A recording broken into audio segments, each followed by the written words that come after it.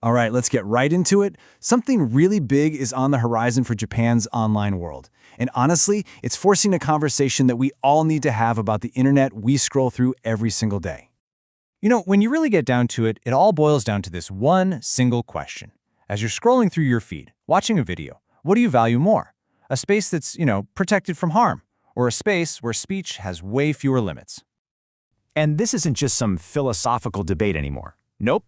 Starting in 2025, a brand new law in Japan is going to make this question incredibly urgent for millions of us and, of course, for the huge companies that connect us all. Okay, so the law at the heart of all this is the Provider Liability Limitation Act revision. I know, it's a mouthful. But at its core, it's pretty simple. It puts way more responsibility on the biggest online platforms to police the stuff that flows through their services. So let's break down the two sides of this really intense debate.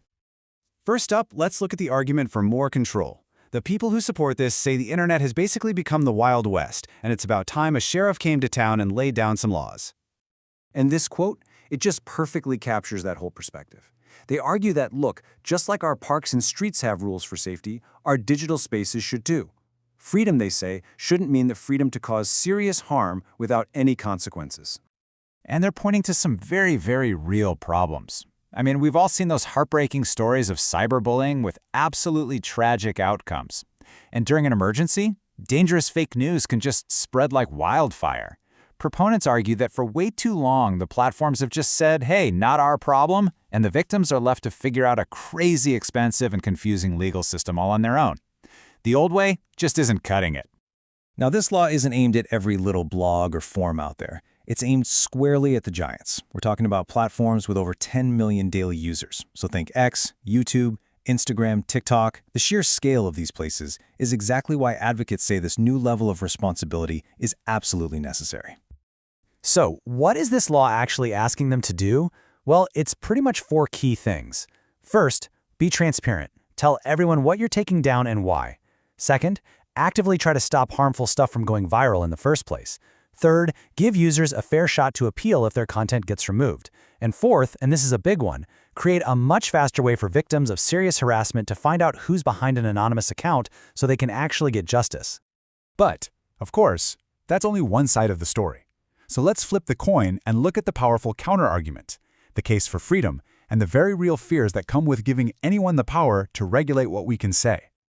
And this quote just brilliantly lays out the core fear here. Critics of the law are worried that in this noble search for a safer internet, we might accidentally build a silent one, a place where important or controversial or even just unpopular ideas get totally scrubbed from the conversation. And their argument? They're grounded right in Japan's constitution, which guarantees freedom of expression.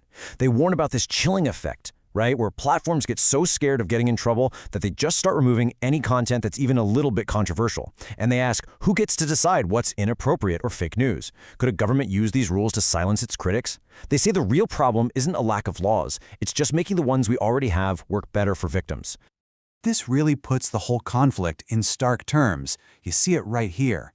On one side, the goal is a safer internet for all of us. But on the other, the risk is a censored internet, where platforms and even users start censoring themselves and where the government gets a powerful tool to influence what we all talk about. This right here is the million-dollar question for the anti-regulation side. I mean, who makes that call? Is it some content moderator in a different country? Is it an AI algorithm, a government committee? The fact that these terms are so subjective is what makes critics so nervous about handing over this kind of power. So here's the crucial point.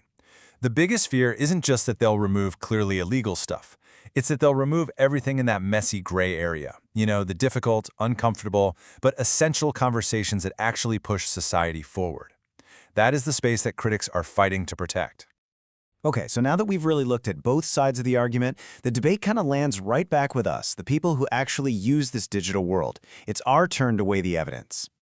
This table just lays it all out, side by side. To tackle cyberbullying, do you force the platforms to act, or do you improve the existing courts? To fight fake news, do you make removal mandatory, or do you focus on teaching people how to spot it themselves? And notice, both sides believe they're protecting free speech, one by creating a safe space for it, the other by keeping regulations far away from it. And that's what makes this whole thing so incredibly difficult. There are no easy villains here. This is a genuine conflict between two values that, frankly, most of us hold really dear. We all want to be safe, and we all want to be free. The challenge is that in the digital world, those two desires are now clashing head-on.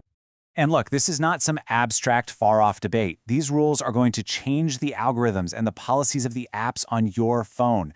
The internet of 2025 will feel different from the one we know today, and the real question is whether that change is actually going to be for the better. So I'm going to leave you with this final thought. If we all agree that a safer internet is a good goal, what are we willing to give up to get there?